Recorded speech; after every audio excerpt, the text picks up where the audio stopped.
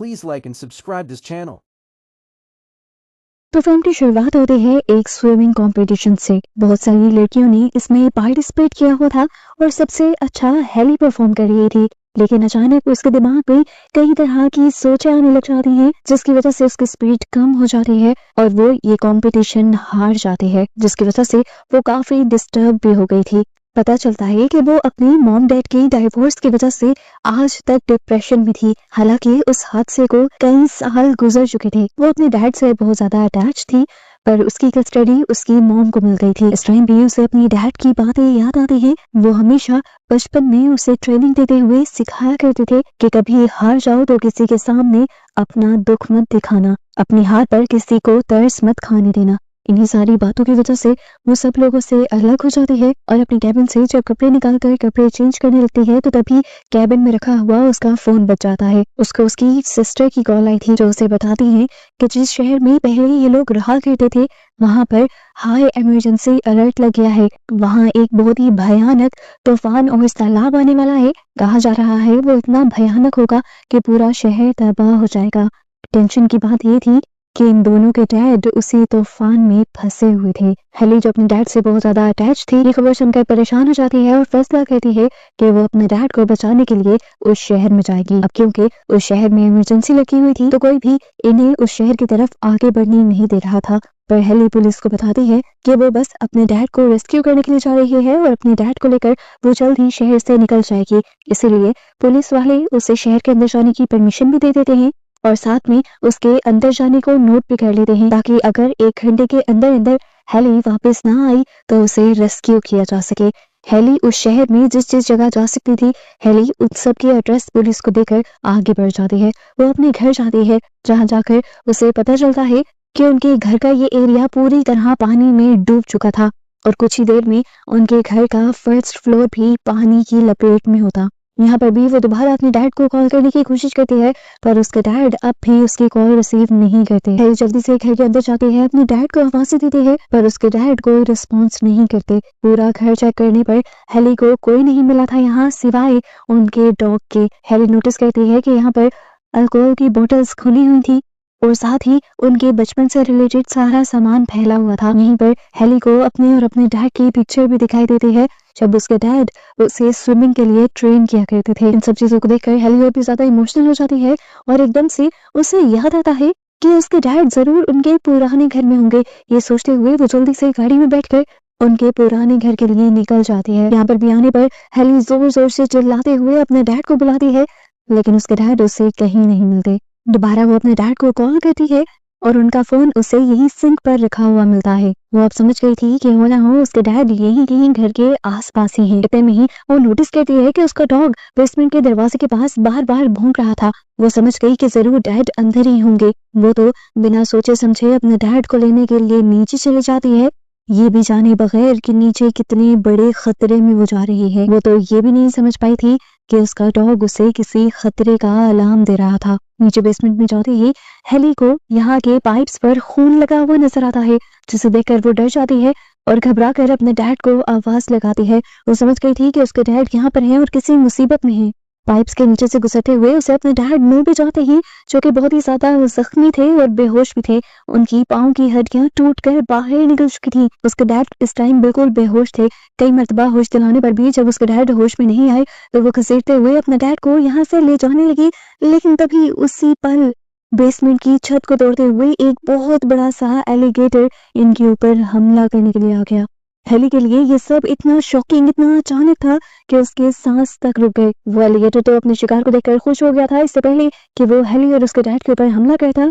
Heli अपने dad को घसीटते हुए उन्हीं पाइप्स के नीचे से दूसरी तरफ ले जाती है, जहाँ से वो अपने डैड तक पहुंची थी। ये पाइप्स क्योंकि बहुत तंगी पर लगे हुए थे, एलिगेटर इनमें से गुजरकर उनके करीब नहीं आ पाता और फिलहाल के लिए ये लोग बच जाते हैं। एलिगेटर भी इनका काफी देर तक यहीं पर खड़ा होकर इंतजार करता रहता है और जब वो समझ आता है कि ये लोग उसके हाथ नहीं लगने वाले तो वो भी वहां से चला जाता है। उनके यहाँ से जाते ही हेली अपने डैड को होश दिलाने की कोशिश करती है, और यहाँ पर आए हुए सैलाब के पानी को ही अपनी शर्ट में इकट्ठा कर अपने डैड को पिलाती है, जिसके बाद उन्हें होश आ भी जाता है। अब हेली जल्द से जल्द चाहती थी कि वो अपने डैड को लेकर ऊपर चली जाए, पर उसने देखा कि अब उसके डैड के पाँव की हालत इतनी ज्यादा खराब है कि वो उस पर जोर नहीं डाल सकते। अकेले तो वो अपने डैड को सहारा देते हुए ऊपर लेकर जा नहीं सकती थी, इसीलिए वो सोचती है कि किसी को हेल्प के लिए बुला ले। पर उसे पता चलता है कि उसका फोन पाइप्स के दूसरी साइड पर रह गया था, जहाँ पर एलिगेटर्स थे। पर वो हिम्मत नहीं हारती और जल्दी से पाइप्स के नीचे जाते हुए अपना फोन ले लेती है, और इससे पहले कि वो पाइप्स के जरिए ही वापस आ पाती, वो एलिगेटर्स उसके ऊपर हमला कर देते हैं और उसकी एक टांग को बुरी तरह बाइट कर देते हैं। हेली अपना पाँव छुड़वाने में लग जाती है और इस दौरान उसका फोन वहीं पर गिर जाता है। वो पाँव छुड़वा कर दूसरी तरफ हाथ जाती है, पर उसे पता चलता है कि एलिगेटर के पाँव के नीचे आकर उसका फोन भी अब टूट चुका है और मदद बुलाने का कोई और रास्ता नहीं रहा। यहाँ दूसरी तरफ से अब एक और एलिगेटर उसके ऊपर हमला करने के लिए आ जाता है। उससे बचने के लिए हेली पास पड़ी एक नुकीली चीज उसकी आंख में स्टैब करते हुए अपने डैड के पास चली आती है। हेली के पाँव पर बहुत ज्यादा चोट लग चुकी थी, खून भी बहुत तेजी से बह रहा था। करीब से एक रस्सी उठाते हुए वो अपने पाँव को जोर से बांध देती है ताकि खून ज्यादा जाया ना हो, और फिर अपने डैड को लिए वो यहाँ से बाहर निकलने का दूसरा रास्ता ढूंढने की कोशिश करती है। इस टाइम बेसमेंट में काफी ज्यादा पानी भर चुका था सैलाब की वजह से। इस दौरान बेसमेंट की विंडो से बाहर हेली देखती है कि वहाँ 3 लोग थे जो एटीएम को चुरा कर भाग रहे थे। हेली चिल्ला चिल्ला कर उनसे मदद मांगती है और किस्मत से एक आदमी उसे नोटिस कर भी लेता है। इससे पहले कि वो बचाने के लिए उनके करीब आता, वो बड़े बड़े एलिगेटर एक ही बार में हमला करके पूरे आदमी को निगल लेते हैं और वो हेली के सामने मारा जाता है। पानी के अंदर खून खून जमा हो जाता है। हेली नोटिस करती है कि उसी आदमी के बाकी दोनों साथी भी यहीं पर खड़े हुए थे। वो उन दोनों को एलिगेटर्स के बारे में वार्न करने की कोशिश तो करती है, लेकिन ये आदमी उसकी बात नहीं सुनते और अपने ही काम में मगन रहते हैं, और तभी 2 और एलिगेटर वहां आकर उन दोनों को भी मार डालते हैं। हेली इस टाइम बहुत ही ज्यादा नाउम्मीद हो चुकी थी कि अब शायद वो बच नहीं पाएंगे, पर उसके डैड उसे बेसमेंट से निकलने का एक और रास्ता बताते हैं, और जब वो उस रास्ते को खोलने की कोशिश करती है तो वो खुल नहीं पाता, क्योंकि हमें दिखाया गया है घर में उस रास्ते के ऊपर एक बहुत ही भारी फर्नीचर रखा हुआ था।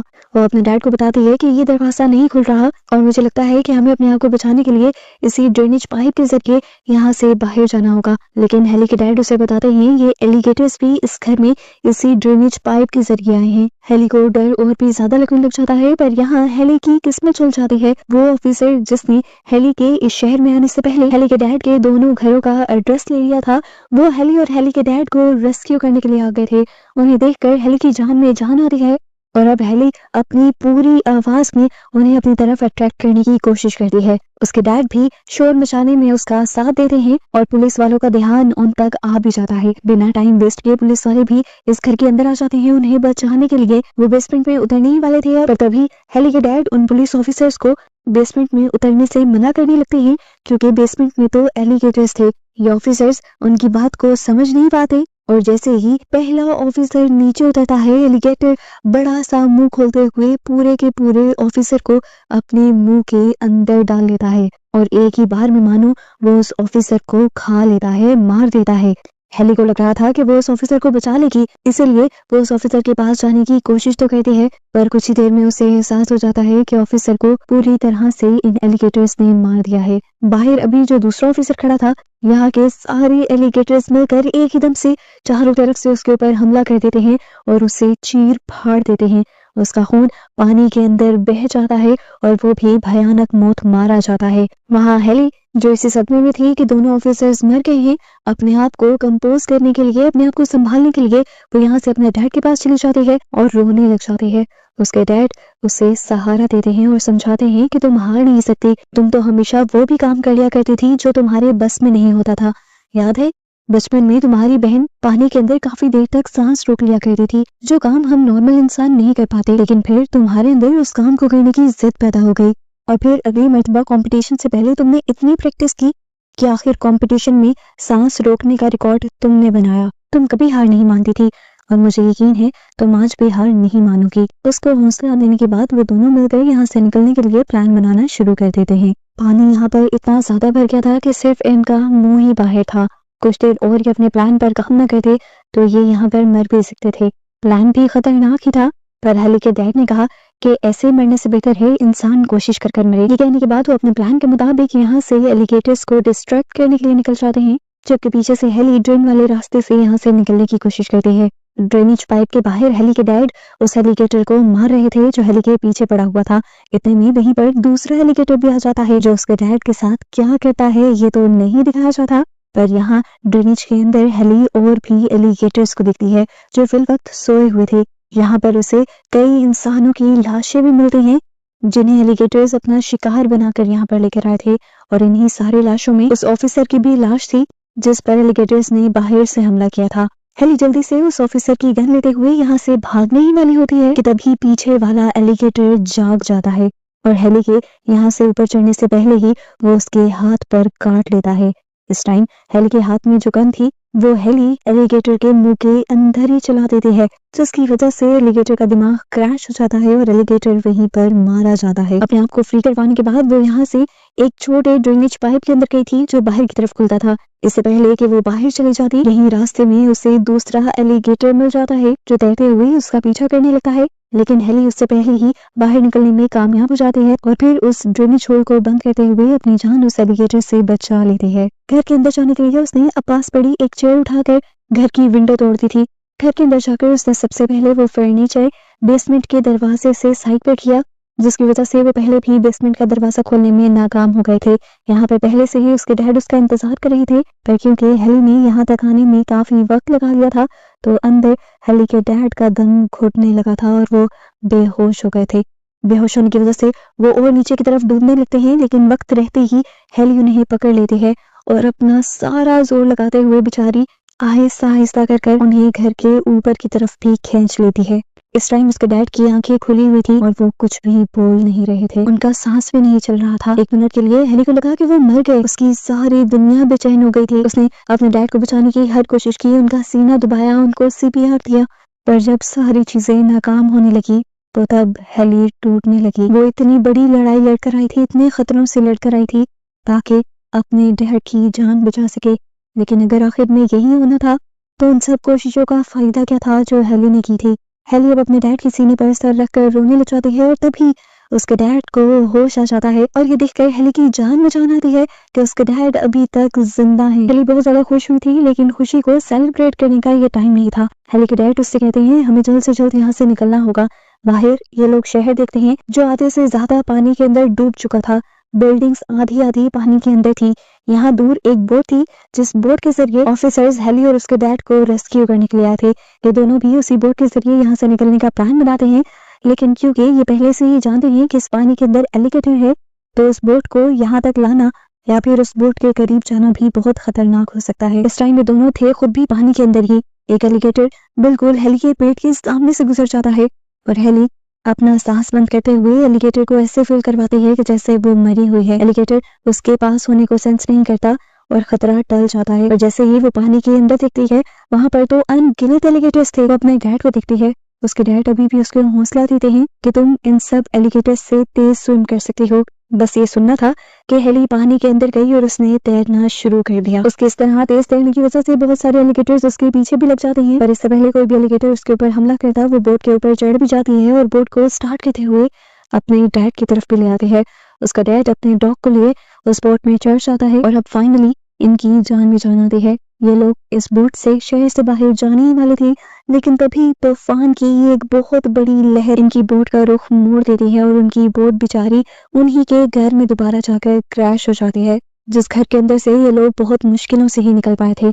अभी उसी घर में ट्रैप हो चुके थे। हेली के डैड दोबारा अपनी बोट पर से उतर जाते हैं और घर में से कुछ जरूरी सामान इकट्ठा करने लगते हैं। यहीं पर उन्हें कुछ कलर्ड फायर क्रैकर्स मिल जाते हैं जिन्हें वो उठा लेते हैं ताकि आगे अगर कोई मदद करने के लिए आए तो इनके जरिए वो किसी को सिग्नल दे पाए। इधर हेली को पानी में गिरा हुआ पुलिस का वॉकी टॉकी मिलता है जो रेडियो से कनेक्टेड था। वो इस रेडियो से हेल्प मांगने लग जाती है, जबकि दूसरी तरफ से उसे अपने डैड के चिल्लाने की आवाज आती है। पता चलता है कि एक एलिगेटर ने उसके डैड पर हमला कर दिया था और उसके बाजू को बुरी तरह जख्मी कर दिया था।